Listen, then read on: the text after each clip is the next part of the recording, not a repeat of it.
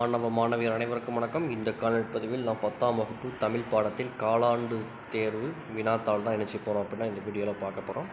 நம்ம காலாண்டு தேர்வில் தமிழ் பாடத்தில் நல்ல மதிப்பெண் வாங்கணும் அப்படின்னா ஃபஸ்ட்டு நீங்கள் ஒன் வேர்டை நீங்கள் தரவு பண்ணிடுங்க.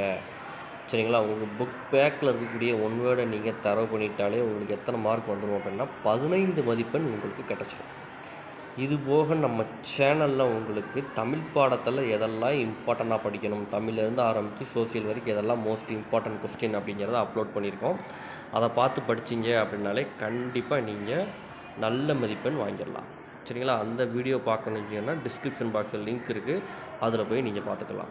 சரிங்களா? இதில் இருக்கக்கூடிய எல்லா கேள்விகளுமே முக்கியமான கேள்விகள் தான். ஸோ இது ஒரு மாடல் கொஸ்டின் பேப்பராக வச்சுக்கிட்டு இந்த கொஸ்டினுக்கு நம்மளால் ஆன்சர் பண்ண முடியுதா அப்படிங்கிறத ஒன் டைம் என்ன செய்யுங்க அப்படின்னா பாருங்கள். தென் இந்த 2 மார்க் கொஸ்டின்ஸ் எல்லாமே எங்கேருந்து வருது அப்படின்னு பார்த்தீங்க அப்படின்னா உங்களுக்கு மொழியை ஆள்வோம்னு கொடுத்துருப்பாங்க. நம்ம புக்குக்கு பின்னாடி ஒவ்வொரு பாடத்துக்கு பின்னாடியே இருக்கும். அதிலிருந்து தான் இந்த 2 மார்க் கொஸ்டின்ஸ் கேட்காங்க. ஸோ அதை நல்லா படிச்சுக்கோங்க. சரிங்களா? அடுத்ததாக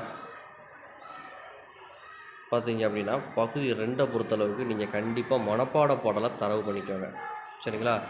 அடுத்ததாக இதுதான் ரொம்ப ரொம்ப முக்கியமான பார்ட்டுன்னு வச்சுக்கலாம். 25 மதிப்பெண் சொலையாக ஃபுல் மார்க் நம்ம என்ன செய்யலாம் அப்படின்னா வாங்கலாம். ஆல்ரெடி உங்களுக்கு இந்த 5 மதிப்பெண் எதெல்லாம் ரொம்ப இம்பார்ட்டன்ட் அப்படிங்கிறத நான் உங்களுக்கு ஒரு வீடியோவை போட்டிருக்கேன். அதையும் பார்த்துக்கோங்க. தென் கடிதம் கண்டிப்பாக படிச்சிடுங்க. சரிங்களா? நமக்கு இருக்கிற கடிதம் கட்டுரைன்னு பார்த்தீங்க அப்படின்னா மொத்தத்துக்கே ஒரு 3 கட்டுரை தான் இருக்குது. மொத்தமே 3 தான் இருக்குது. ஸோ அந்த 3 படிச்சுக்கோங்க. ப்ளஸ் காட்சியை கண்டு கவினுரை எழுதுக. உங்கள் புக்குக்கு பின்னாடி இருக்கக்கூடிய 6 யூனிட்டில் பின்னாடி இருக்கிறத மட்டும் பார்த்தா போதும். அதில் இருந்து ஒரு இது கண்டிப்பாக என்ன செய்ய போகிறாங்க அப்படின்னா கேட்க போகிறாங்க. ஸோ அதை ஒன் டைம் படித்து தரவாக என்ன செஞ்சுருங்க அப்படின்னா எழுதி பார்த்துருங்க.